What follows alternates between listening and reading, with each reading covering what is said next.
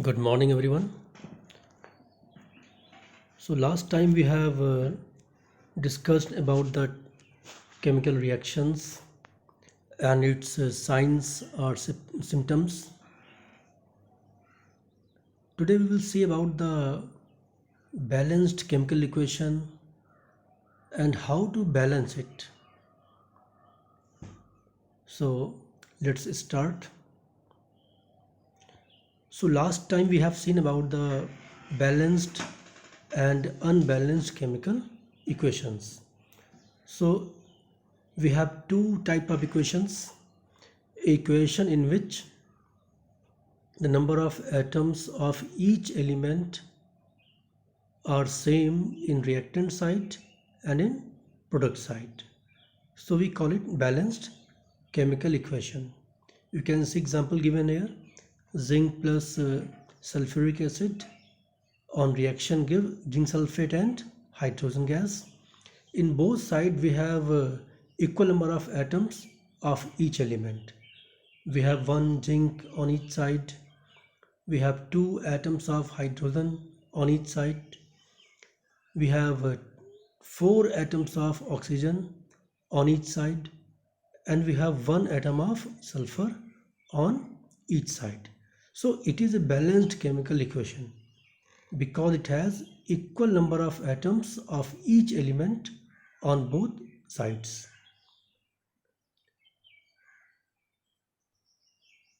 But a chemical equation in which number of each elements in reactant is not equal to number of atoms of each element present in the product, it is known as unbalanced chemical equation or simply skeleton equation.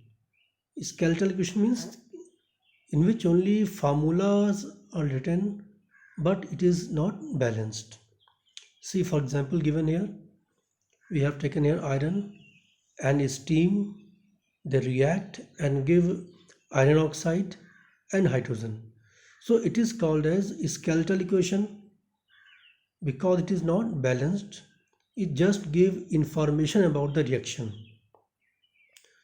So we have to balance it. So first question which comes in mind, that what is the need to balance a chemical equation? Why should we balance a chemical equation? So you know that we have learned that according to law of mass conservation, mass can neither be created nor destroyed in a chemical reaction.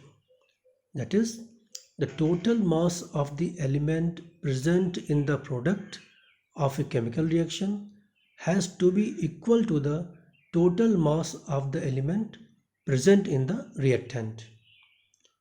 In other words, we can say that number of atoms of each element remains the same before and after a chemical reaction. Hence, we need to balance a skeletal chemical equation. Why? To conserve law of mass action.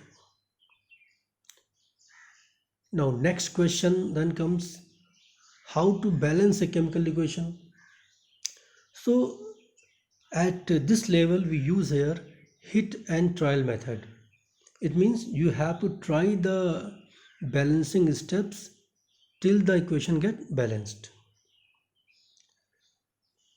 So the first step is that we have to write a skeleton equation of the chemical reaction. Let us see the reaction we have taken previously. It contains iron, water, they react and give oxide of iron, Fe3O4. Actually, it is a mixture of two oxides. It contains FeO, the iron 2 oxide, and Fe2O3, the iron 3 oxide. So we write it commonly as Fe3O4 and we call it iron oxide. So it is the skeletal equation. You can see here it is not balanced because number of atoms of each element on both sides is not equal. So the first step which we write here, that we draw a box around each formula. Now what is the purpose of doing this? देखिए ये जो लिखे हैं फार्मूले, जब भी हम balance करेंगे तो हम इस फार्मूले में कोई भी चेंज नहीं कर सकते हैं. सपोज आपको बैलेंस करना है ऑक्सीजन को. In the product side we have 4 atoms of oxygen. In the reactant side we have one molecule of H2O which contain one atom of oxygen. So we cannot write it like H2O4. If we write H2O4 to balance the oxygen, it will be wrong because H2O4 means a different substance. So whenever we balance, never write anything as a subscript in the element, symbol or formula. So we have to multiply or add the molecule by proper coefficient. So that's why we may draw boxes around each formula so that nothing could be changed in the formula. So see, we have done here. We have drawn boxes around each element and compound. It is only for precaution, so we could not make any change in the formula of the substance. Then come to next step. This step involve, now find out the number of atoms of each element on both the side. So let us see here. In this equation we have one atom of iron on the reactant side or LHS and 3 atoms of iron on the right hand side, that is on the product side. We have 2 atoms of hydrogen on the reactant side and 2 atoms of hydrogen on the product side, and we have 1 atom of oxygen in the reactant side and 4 atoms of oxygen in the product side. Now come to step 3. Now we have to balance the equation with that compound which have maximum number of atoms. इसको आप ऐसा समझिए कि जो बड़े molecules हैं, जहाँ पे ज़्यादा आइटम्स हैं, उनको हम पहले बैलेंस करेंगे. क्यों? Because those substance which are monoatomic और which have only one element, they can be balanced very easily, because if you multiply it by any number, it will not change other atoms. But suppose if we have H2O and we multiply it by 4, then it will change the hydrogen as well as number of oxygen. So first try to balance those atoms which are present in complex molecules or that molecules which contain maximum number of atoms. So you can see here we have Fe3O4 and water. These two are larger molecules on each side. So you can see that in the iron oxide we have 4 atoms of oxygen, but on the reactant side there is only 1 atom of oxygen. So हम यहाँ क्या करेंगे? We will multiply H2O 4 times. I use coefficient of 4 in front of H2O. So now number of atoms of oxygen becomes same on both sides. We have 4 molecule of H2O and each molecule has 1 atom of oxygen. It means we have 4 atom of oxygen now.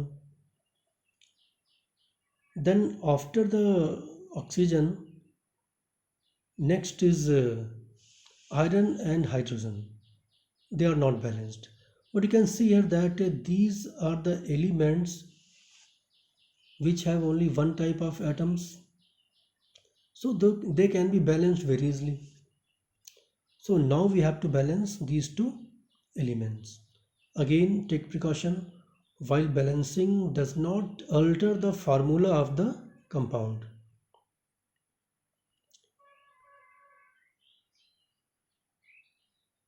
So to equalize the number of atoms of hydrogen and oxygen, what we do?